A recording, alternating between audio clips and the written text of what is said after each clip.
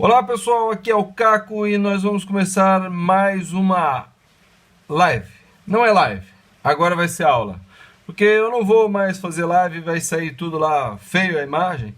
Então eu vou gravar antecipadamente, vou renderizar e vou colocar o vídeo na internet para vocês verem. Então acredito até que vai ser melhor. Vamos lá. Primeira vez que eu vou fazer isso assim, gravado, né? Eu fiz uma outra vez, postei atrasado, mas não ficou bom. Vamos fazer desse jeito aqui, vamos ver como é que vai ser.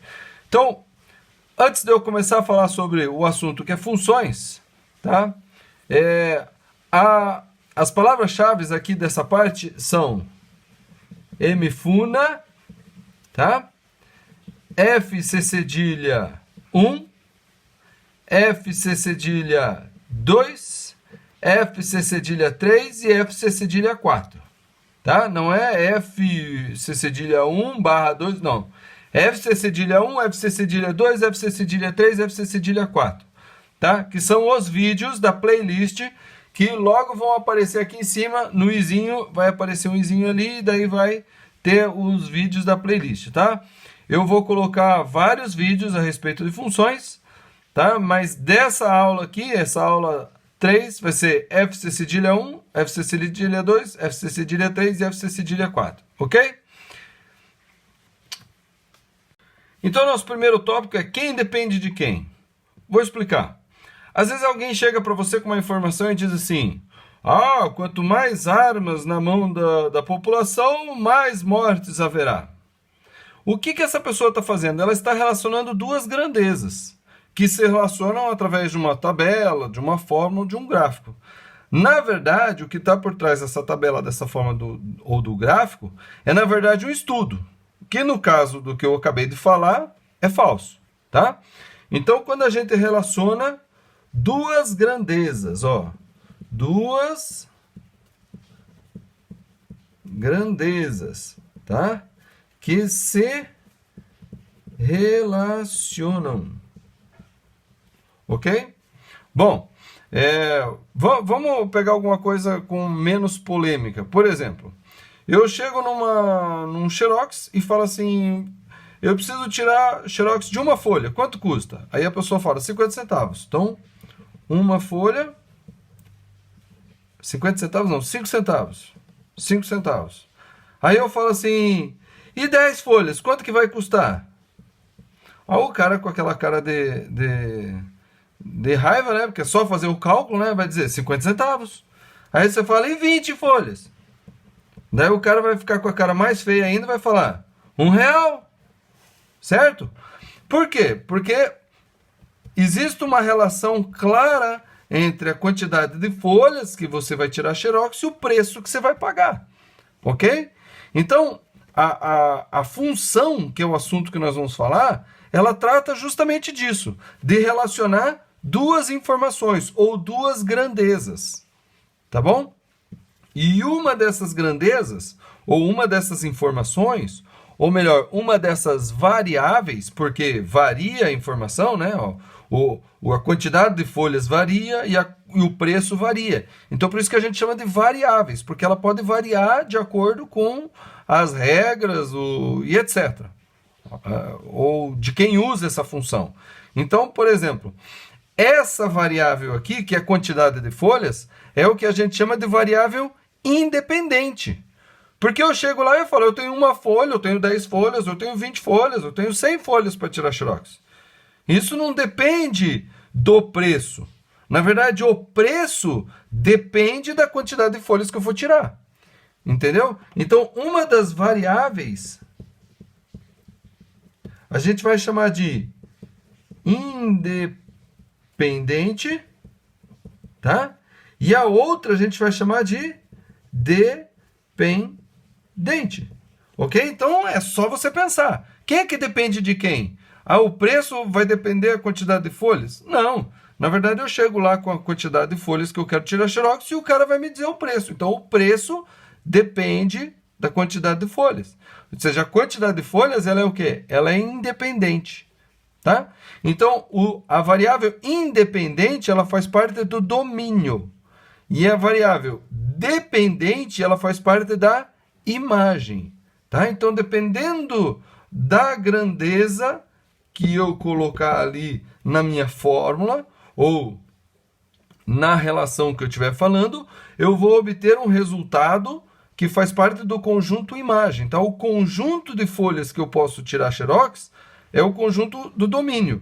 E o conjunto de preços que eu vou obter de acordo com a quantidade de folhas faz parte do conjunto imagem. Agora vamos falar do produto cartesiano. O produto cartesiano, ele antecipa, tá? Ele vem antes do plano cartesiano. O plano cartesiano você já deve ter ouvido falar. Agora o produto cartesiano, ele antecipa, ele vem antes do plano cartesiano. O que é o produto cartesiano? Então, digamos, eu tenho um conjunto aqui, cheio de elementos. 1, 2, 3, 4, 5, beleza? E eu tenho um outro conjunto aqui com outros elementos. 10, 20, 30, 40, 50. Esse primeiro conjunto eu vou chamar de A e esse conjunto eu vou chamar de B. O produto cartesiano, tá? Ele é composto do quê? De todos os elementos desse conjunto com todos os elementos desse conjunto. Na verdade, o produto cartesiano, ele gera o que nós chamamos de par ordenado. Tá? Ele gera um par ordenado com todos os elementos desse conjunto, com todos esses. Então, é o 1 e o 10, 1 e 20, 1 e 30, 1 e 40, 1 e 50. 2 e 10, 2 e 20, 2 e 30, 2 e 40, 2 e 50. 3 e 10, 3 e 20, 5 e 10, 5 e 20, 5 e 30, 5 e 40, 150. Tá?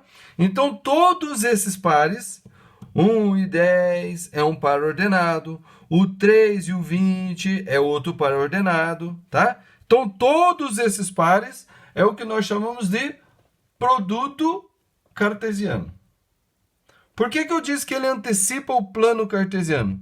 Porque o plano cartesiano, cada ponto do plano cartesiano é o quê? É a combinação, é um par ordenado entre um valor de uma reta x e um valor de uma reta y. Tá? Então, cada pontinho aqui é um par ordenado, tem um valor para x e um valor para y. Então, o produto cartesiano entre todos os elementos da reta real x e todos os elementos da reta real y dá um plano, que é o chamado plano cartesiano. Tá bom? Mas não se desespere, a gente vai falar mais do plano cartesiano daqui a pouquinho. E a relação? Então, tem uma outra coisa que a gente chama de relação. E o que é a relação? A relação é um subconjunto do produto cartesiano, tá? Então, a relação eu posso chamar a relação de R e o plano cartesiano eu posso dizer que é o A vezes B. Então, a relação eu posso dizer que é o R, ele está contido no conjunto A vezes B. Então, veja, A produto cartesiano B é um conjunto de pares ordenados. E a relação como sendo um subconjunto desse produto cartesiano é apenas alguns pares ordenados daqui. Eu posso dizer, por exemplo, que aos pares ordenados a relação em que o elemento relaciona só os elementos ímpares do conjunto A com todos os elementos do conjunto B. Então vai ser o 1, 10, 1, 20, 1, 30, 1, 40, 1, 50, aí o 3, 10, 3, 20, 3, 40, 3, 50, e 5, 10, 5, 25, entendeu? O 2 e o 4 não entra. Então a relação é simplesmente um subconjunto do produto cartesiano. E a função? O que é a função? A função, ela é um subconjunto da relação. Só que é um subconjunto que tem uma regra bem específica, bem clara, tá? Uma regra clara, né? Como é que é o nome daquele cara lá? A regra é clara, né? Lá da televisão lá, né? Então, a função, ela tem uma regra bem clara. Ela é um subconjunto de uma relação, da relação. Na verdade, a função, a gente pode dizer que ela é um subconjunto do produto cartesiano. Agora, que regra é essa? A regra diz o seguinte, que todo elemento do conjunto A só poderá se ligar a um elemento de B. Tá? Então, todo elemento, vou até escrever porque é importante isso aqui, todo elemento de A só pode ter um elemento, né, uma associação, um elemento em B, tá? Então, por exemplo, 10, 20, 30, 40, pode? Então, veja, cada elemento do A só pode ter um. Então, é 1 com 10, 1 com 20 não pode mais. Porque daí ele está tendo dois elementos no B. Entendeu? O 1 com 10, 1 com 20, 1 com 30 não pode. Mas, por exemplo, 1 com 10, o 2 com 20, o 3 com 30, o 4 com 40, o 5 com 50, pode. Porque daí todo elemento de A só tem um correspondente. Entendeu o que eu quero dizer? A relação e o produto cartesiano, eles não têm essa obrigação. O produto cartesiano é todo mundo com todo mundo. A relação é alguns com alguns. Agora, a função não. Todo elemento de A só pode ter um elemento em B. Tá bom? Muito importante isso. Agora, vamos nos atentar a algumas notações. Tá? Porque é importante quando a gente estiver lidando com isso nos exercícios, nas atividades, né? Nos problemas que eu vou estar resolvendo, né? É muito importante a gente saber como chamar o que está falando. Então, por exemplo, a função de A em B. É assim que lê, a função de A em B. Ou seja, o A é o tal do domínio. É onde estão as variáveis independentes. E o B é o conjunto imagem. É onde estão as variáveis dependentes, tá? E a gente também pode sinalizar assim, ó, por exemplo, x e y. Ou seja, todo elemento de x só pode ter um elemento em y. Aí você fala, por que usa x e y? Eu tive até um aluno que falou assim, começou com esse negócio do x salada. Aí é x para cá, eu odeio x. Entenda, você pode usar qualquer letra, tá? Só que as pessoas viciaram em usar x e y. Eu posso usar, por exemplo, todo elemento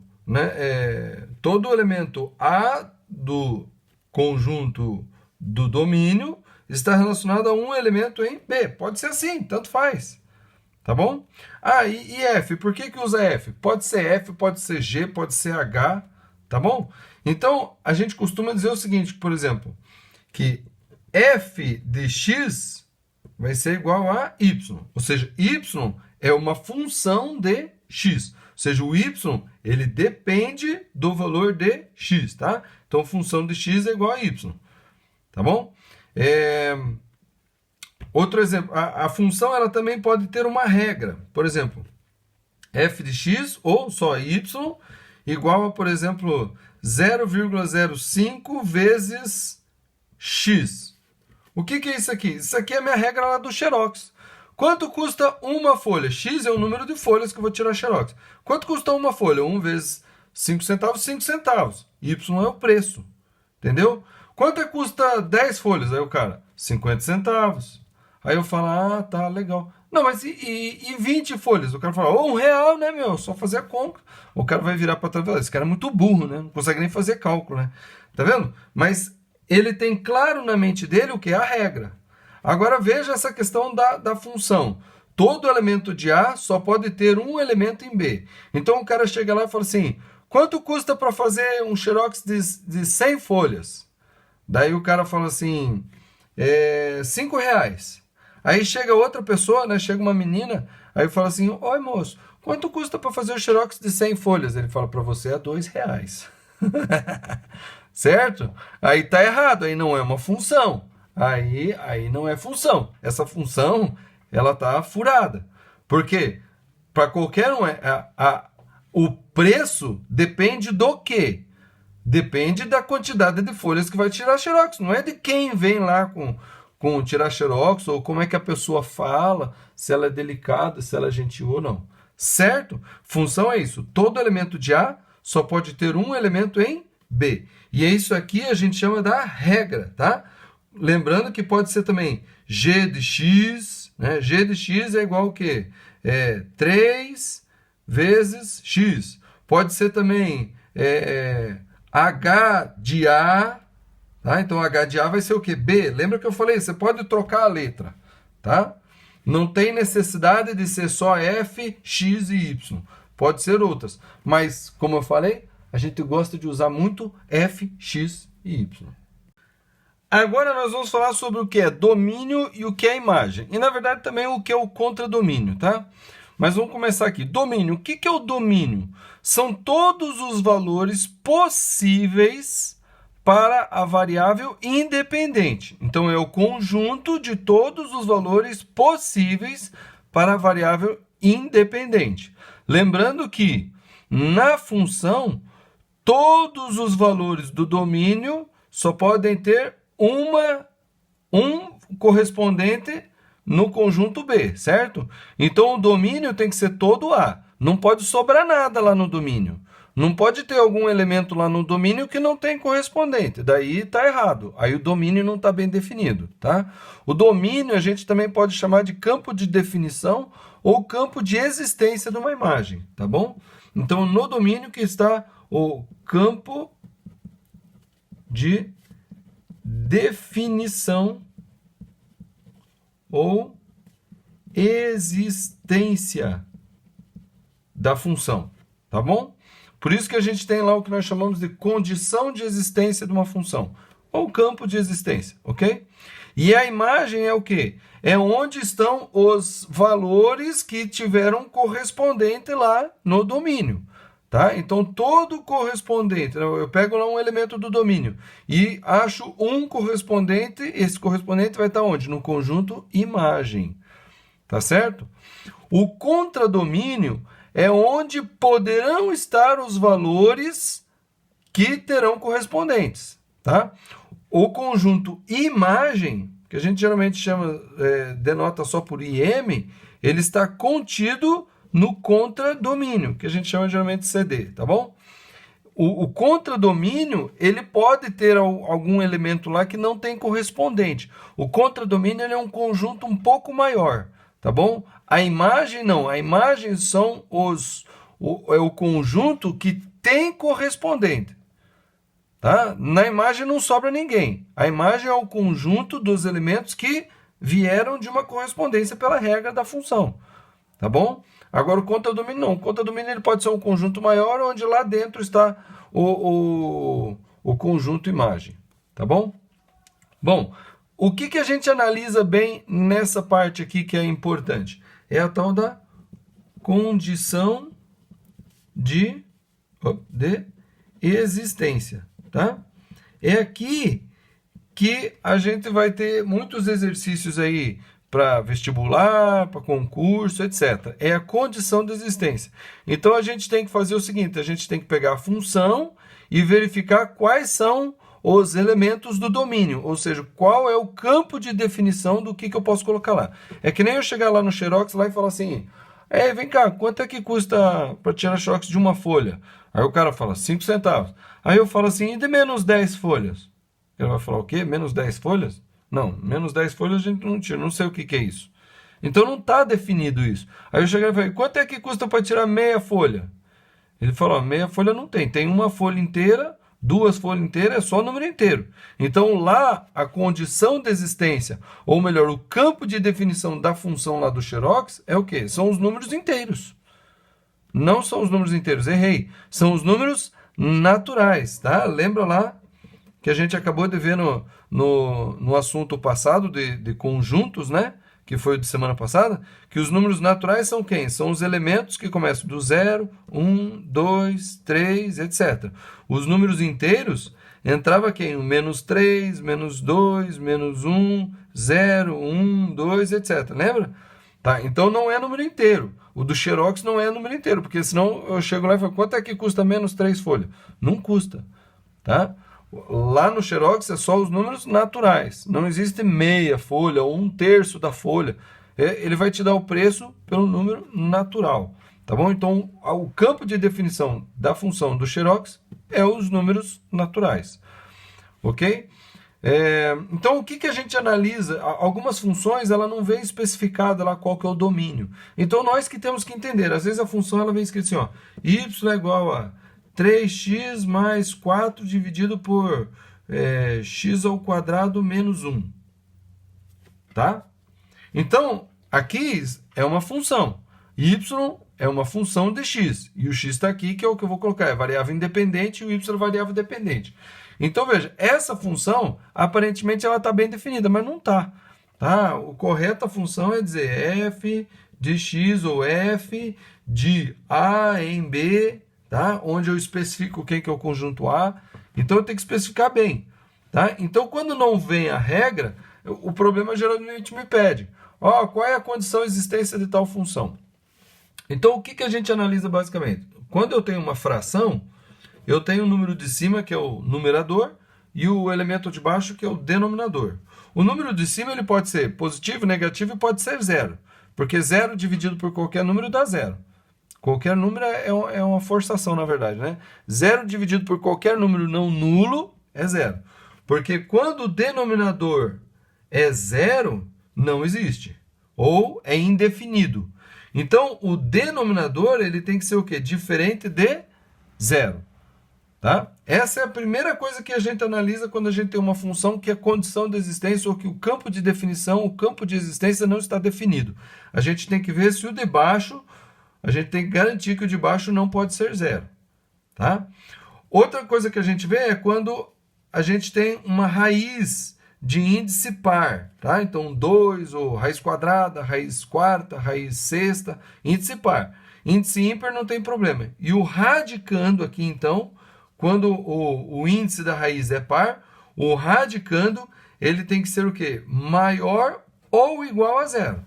Ele pode ser zero, porque raiz de zero é zero. Raiz quadrada de zero é zero. Raiz quarta de zero é zero. Zero e zero, zero, zero dá zero. Certo?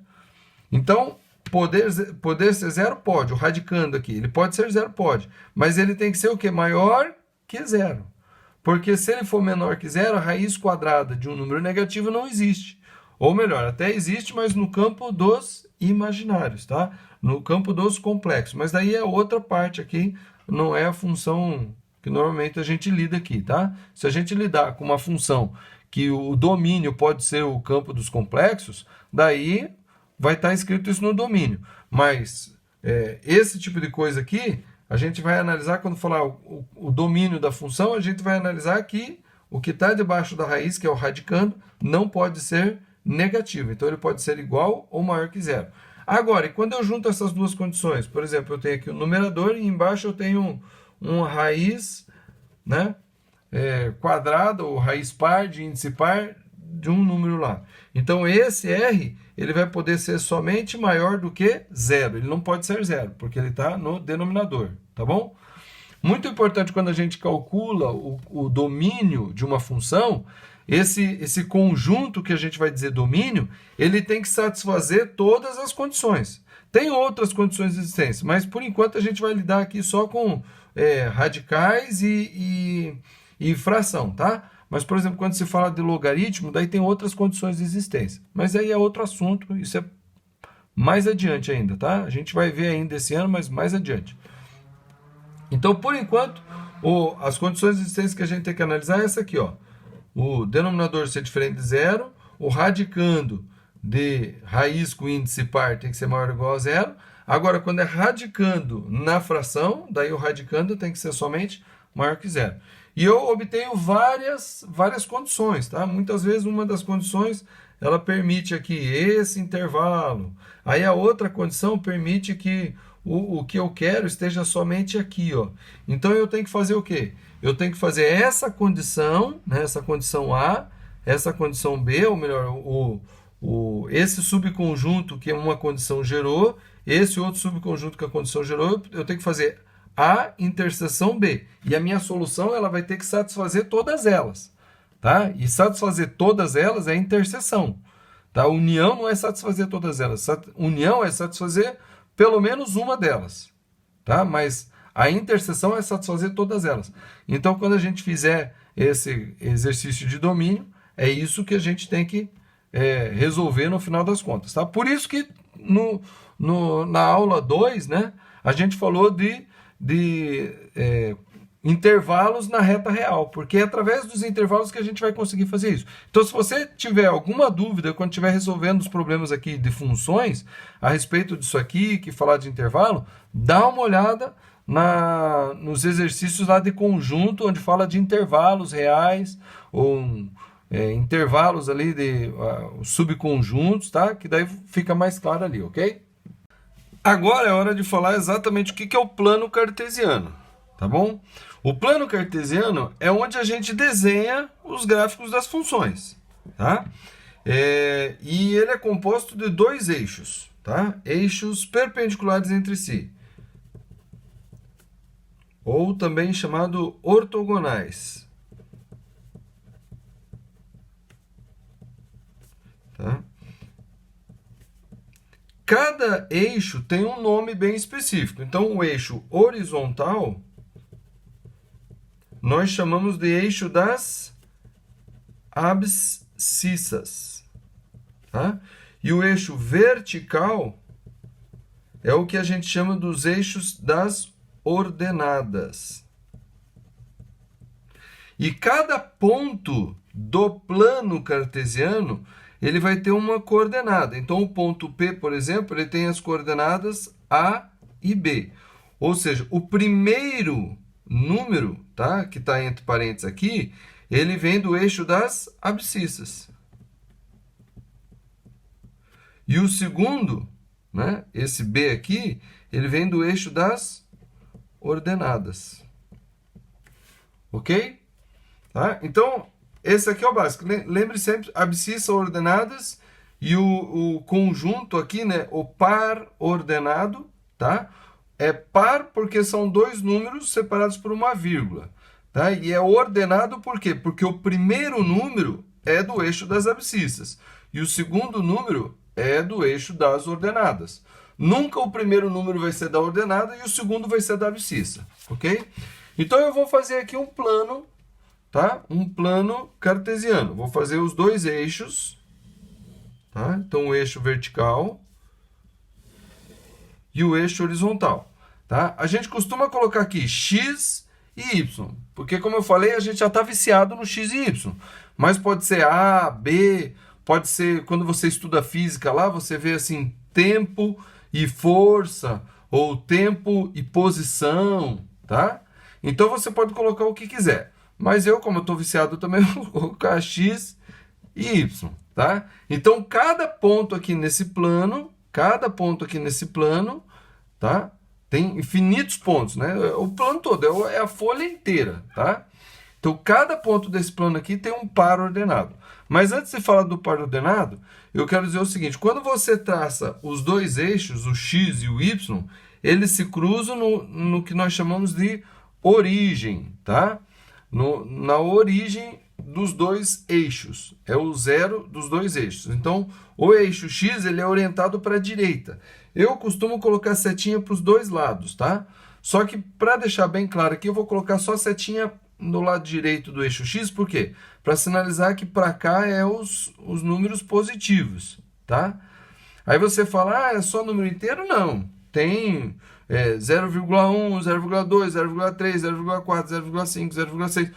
Tem também o 0,00001, 0,00002, tem infinitos pontos. Então a gente só marca os inteiros porque é para facilitar uma orientação, né? Dar uma posicionamento para a gente saber o que é. Então, para a direita são os positivos e para a esquerda são os negativos, tá? Então, quem viu ali a parte de conjuntos, né? Quando a gente falou de conjuntos numéricos, a gente falou da reta real. Então, para o lado direito positivo, para o lado esquerdo negativo, tá? E lembrando que o número do lado esquerdo é sempre menor do que o número do lado direito. Então, menos 4 é menor do que menos 1. Bom, e na vertical, o eixo é orientado para cima. Então, o positivo vai ser para cima. 1, 2, 3, 4, 5 e etc. Vai até infinito. E para baixo, menos 1, menos 2, menos 3, menos 4, etc. É muito importante que quando você vai fazer um gráfico de uma função, tá? A escala que você usa nos dois eixos tem que ser igual. Ou o que eu quero dizer com a escala? A distância entre as unidades tem que ser igual. Porque tem gente que coloca aqui 1 unidade, 2 unidades, 3 unidades. E aqui coloca 1 unidade, 2 unidades. Aí vai ficar esquisito o gráfico. O gráfico não vai representar o que o desenho correto das coisas, tá? Às vezes é necessário. Mas aqui a gente procura colocar sempre do mesmo tamanho, ok?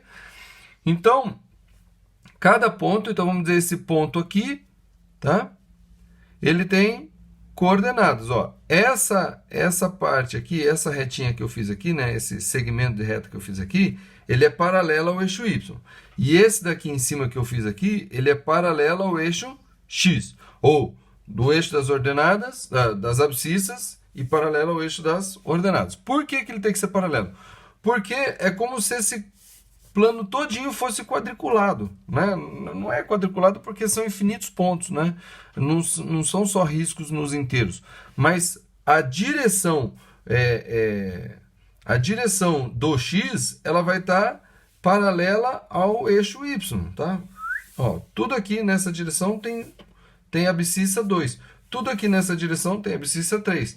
Tudo aqui nessa direção tem ordenada 2, tá vendo? Na direção do eixo, ou melhor, o valor do y, ele é paralelo, você vai obter ele com uma reta paralela ao eixo x, tá? Então, esse ponto aqui, tá? Ele vai ter as coordenadas x e y. E cada ponto desse plano aqui tem uma coordenada x e y, tá? Outra coisa muito importante para falar, quando a gente desenha os eixos, esses dois eixos, eles dividem o plano em 4 partes. Essa parte aqui, onde o x é positivo e o y é positivo, a gente chama de primeiro quadrante, ok? Aí desse lado aqui, ó, é o que a gente chama de segundo quadrante. Esse daqui, terceiro quadrante. E esse daqui, quarto quadrante, tá? Ah, por que que aqui é o primeiro e aqui não é o segundo e aqui é o segundo? Porque alguém convencionou de numerar nesse sentido aqui, tá? No sentido anti-horário. Primeiro, segundo, terceiro, quarto quadrante. É importante notar que no primeiro quadrante, os valores de x e de y, ou melhor, os valores da abscissa e ordenada, os dois são positivos. No segundo quadrante, o x já é negativo e o y é positivo. No terceiro, o x é negativo e o y é negativo. E no quarto, o x é positivo e o y é negativo, tá? Bom, a gente vai fazer vários, na playlist tem vários exercícios, né, vários problemas que eu resolvo lá a respeito disso aqui. Então você assista os problemas e você vai ver como é que é a lógica disso aqui, tá? Apesar de que o que eu falei até agora explica bem o plano cartesiano, tá? Bom, quando eu tenho um gráfico, tá? Quando eu tenho um gráfico, então eu tenho um plano cartesiano aqui, ó. Esse aqui é o eixo x, esse aqui é o eixo y, e daí aqui eu tenho um gráfico. Essa reta aqui é o que a gente chama de gráfico, tá? Não é tudo isso aqui que é o gráfico, não. Isso aqui é o gráfico, é só essa reta aqui. Por quê?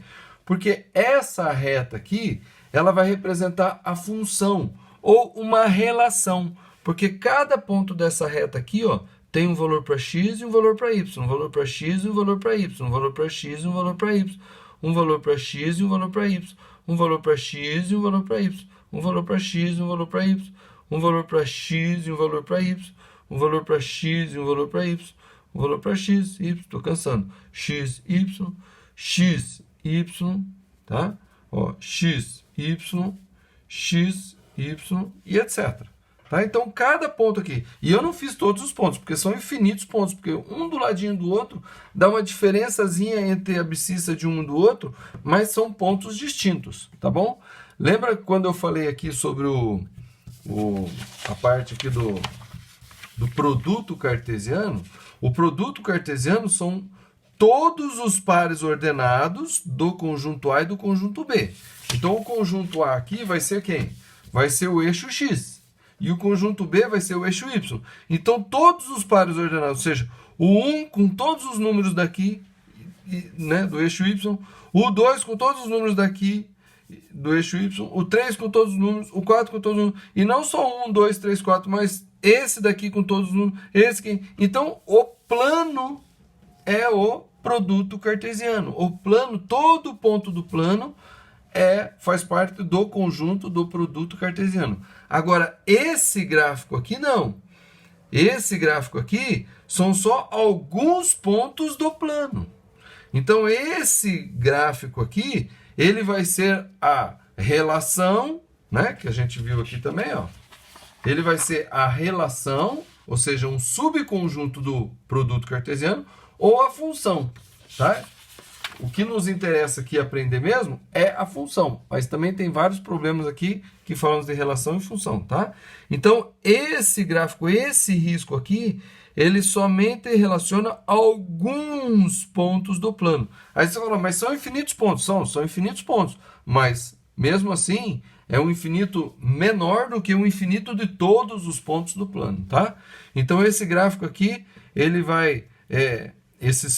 cada pontinho desse gráfico vai estar sinalizando uma relação, tá? Ou a função. Então, nem todo gráfico é função. Alguns dos gráficos são o quê? Relação. Outros gráficos são o quê? Função. E quando é que um é relação e quando é que o outro é função? A relação ela não tem uma regra bem específica. Lembrando, a função, sim. E qual que é a regra da função? Vou colocar aqui mais uma vez. Qual é a regra da função? Todo elemento do domínio, tá? Chama atenção, todo elemento do domínio tem apenas um correspondente, tá? No contradomínio. Eu coloquei contradomínio porque o conjunto imagem ele é um conjunto dentro do contradomínio, tá? Então, por exemplo, o domínio vai ser o quê? Vai ser todos os valores de x que eu posso jogar na função. E o contradomínio vai ser o quê? Vai ser o eixo y. Só que o que vai ser a imagem? Vai ser aonde tem correspondente. Esse daqui, por exemplo, não tem correspondente. Ó. Não tem nenhum ponto aqui desse gráfico que tem correspondente nessa altura aqui. Nem nessa altura aqui. Mas daqui até aqui, ó, tem. Então, a imagem é isso aqui, ó. E o domínio, o contradomínio, é todo o eixo, tá? Então, todo elemento do domínio tem apenas um correspondente no contradomínio. E como é que você pode fazer isso? Você pega uma reta e traça. Por exemplo, esse elemento aqui, esse elemento x, ele cruza quantas vezes a reta? Uma vez. Então, só tem um elemento. E qual que é o elemento? É esse aqui, ó. Pá. E esse daqui? Então, nessa direção aqui. E esse daqui, pá, cruzou só uma vez. Então, só tem um correspondente, que é esse aqui, tá? Agora, por exemplo, gráficos assim, ó. Por exemplo, se eu pegar esse x, ó, esse é o eixo do x, esse é o eixo dos y, tá? Se eu pegar nessa direção aqui, ó, nesse x aqui, então esse x vai ter esse correspondente, né, do y, vai ter esse correspondente no y e vai ter esse correspondente no y. Isso é função? Não. Então, isso aqui vai ser o quê? Uma relação. É uma relação simplesmente, é uma relação de valores de x e y. Tá? Então, se eu fizer aqui os valores de x e aqui os valores de y, então vai ter, por exemplo, para esse x vai ter uma seta vindo para cá e para cá. Ou seja, esse x não tem só um, ele tem 3 correspondentes no y. Tá bom? É isso que a gente tem que ver. E, lembrando, o domínio, todo elemento do domínio, ou seja, não pode sobrar elemento no domínio. O domínio, todo elemento do domínio tem que fazer parte da função, tem que ter correspondente. Se tiver algum elemento do domínio aqui, por exemplo, então esse aqui é o domínio, tem algum aqui que não tem correspondente, então isso aqui não é uma função, tá? Porque todo elemento aqui tem que ter correspondente, e somente um correspondente, tá? Aí o que gera dúvida, tá? Eu já vou tirar essa dúvida aqui, é o seguinte, por exemplo, eu tenho 3 elementos aqui, então esse está correspondendo a esse. Esse daqui está correspondendo a esse. E esse daqui está correspondendo a esse aqui. Tá? Aí o cara fala assim, ah, não é função, ó, porque esses aqui tem um, né? Esse daqui tem 3 correspondentes. Não, calma aí. Todo elemento do domínio, o domínio é esse aqui. Então, todo elemento, os 3 elementos do domínio, tá, tem apenas um correspondente. Então, não tem ninguém sobrando aqui no domínio. Todo tem correspondente. Só que esse daqui tem um correspondente? Tem esse aqui. Tem mais algum? Não, só tem esse. Então, tá certo. E esse daqui? Qual é o correspondente desse aqui no contradomínio? É esse aqui. Tem outro? Não, só tem esse aqui. Então tá certo. E esse daqui? É esse aqui. Tem outro? Não, só tem esse aqui. Então assim pode. Isso daqui é função. Mas isso daqui não é, porque esse daqui tem esse, tem esse e tem esse. E tá errado. Certo? Então é muito importante que agora a gente veja um exemplo. Tá bom? Então vou fazer um exemplo. A função f de x vai ser igual a 3 vezes x menos 1. Então, essa é a regra da função, ou seja, todo valor de x que eu colocar aqui, ele vai me dar um valor, que vai ser o valor do y, tá? F de x e y é a mesma coisa, lembrando, tá? Eu posso escrever só assim ou eu posso escrever só assim. Eu escrevo assim por exagero para deixar bem claro que y é a mesma coisa que f de x, tá bom? Então, essa aqui é uma regra, é uma função, tá? Definida, tá? Por essa regra, mas também tem que ser definida, lembrando, pelo domínio. Então, eu vou dizer que o domínio, tá? O domínio dessa função são os números inteiros, tá? E o contradomínio vai ser o resultado.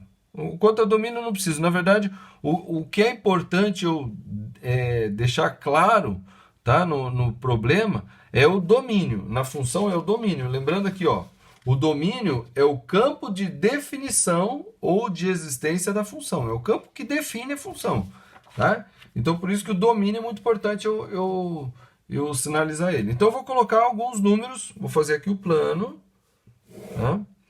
Tá aqui os valores de x. Tá aqui os valores de y. Tá? Então, 1, 2, 3, 4, 5, 6. Menos 1, menos 2, menos 3, menos 4, menos 5, menos 6. Aí 1, 2, 3, 4, 5 para cima. Menos 1, menos 2, menos 3, menos 4, menos 5. E aqui é a origem ao zero. Tá? Então, eu vou começar a jogar valores inteiros ali. Tá? Geralmente é bacana a gente fazer uma tabelinha assim, ó. Eu não sei se vai atrapalhar. Mas a gente coloca o valor de x aqui que a gente vai colocar lá na função. E aqui o valor de y, ou também de f de x, que é o que a gente vai obter da função. Tá? Então, eu vou começar a jogar valores aqui do menos 3, menos 2, menos 1, 0, 1, 2 e 3. Só esses valores. Não quer dizer que não tenha outros. Eu posso jogar todos os números inteiros. Mas eu não tenho tempo, né? A minha vida ela é limitada, eu tenho um certo tempo, então eu não posso ficar jogando todos ali para ver. Eu vou jogar alguns para ter uma ideia de como é que é. Então, ó, quando o x for menos 3, o que eu faço? Então vai ficar aqui, ó. 3 vezes menos 3, menos 9. Menos 9 com menos 1, menos 10. Então, quando for menos 3, o resultado vai ser menos 1, menos 2, menos 3, menos 4, menos 5, menos 6, menos 7, menos 8, menos 9, menos 10. Então, nessa direção aqui do menos 10, ó, e nessa direção aqui do menos 3, tem um ponto da função. Tá? Menos 10. Vou pegar outro. Menos 2. 3 vezes menos 2, menos 6. Com menos 1, menos 7. Então, menos 7. Então, aqui, ó. Menos 10, menos 9, menos 8, menos 7. Então, nessa direção e nessa direção. Está aqui outro ponto do gráfico. Quando eu jogar menos 1 vezes 3, menos 3 com menos 1, menos 4. 7, 8, 9, 7, 6, 5, 4. Então, na direção aqui do menos 4, na direção aqui do menos 1, outro ponto do gráfico. Tá? Vou pegar o 0. 3 vezes 0, 0. Menos 1, menos 1. Então, quando o x é 0, aqui na direção do x, tá vendo? A gente não se dá conta disso. Primeira vez que a gente começa a ver, a gente não se dá conta de que tem pontos aqui, ó, em cima do eixo também. Então, na direção do x0, o y aqui na direção do menos 1. Então, esse é outro ponto do gráfico. Tá vendo? Aí, quando o x é 1, 3 vezes 1, 3. Menos 1, 2. Então, aqui na direção do x1, o y aqui na direção do 2. Outro ponto do gráfico. Tá? Quando o x2, 2 vezes 3, 6, menos 1, 5. E já vou colocar aqui, ó, quando x3, 3 vezes 3, 9, menos 1, 8. Então, aqui na direção do 2, ó, do x2, o y aqui no 2, 3, 4, 5. Aqui na direção do 5. Ó. Então, onde essas duas direções, mais um ponto gráfico. E aqui na direção do 3, aí é 5, 6, 7, 8. Aqui nessa direção. Tá? Aqui, ó. Daí, quem já estudou um pouquinho, já viu um pouquinho, mas ainda está um pouquinho cru ainda, não está tão amaciado ainda nesse assunto, vai fazer o quê? Ah, vou pegar a régua agora e vou traçar meu gráfico. Tá? Vou traçar meu gráfico. Peraí. Eu posso traçar o gráfico aqui? Pode, eles estão alinhados. É só... Não, não pode. Por que não pode? Porque o domínio são apenas os números inteiros. Então, é só o menos 3, só o menos 2, só o menos 1. Tá? Então, esse ponto aqui no meio, ele não tem correspondente, porque eu não posso, ele não faz parte do domínio. Mas, se o domínio é os números reais, daí eu posso colocar também aqui o menos 2,5. Aí, menos 2,5 vezes 3 dá menos 7,5. Menos 7,5 com menos 1, menos 8,5. Então, daqui, 7, 8, 8,5 aqui, ó. Bem aqui no meio. Tá vendo? Daí sim, daí ele vai fazer parte também. Daí, se eu colocar aqui, por exemplo, 0,1, 3, 0,1, 0,3. 0,3 menos 1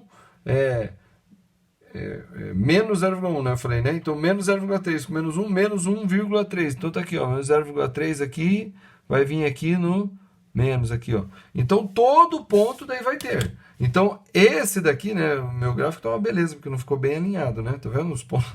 Tá certo que eu fiz umas bolotas, não fiz uns pontos, fiz umas pelotonas ali, né?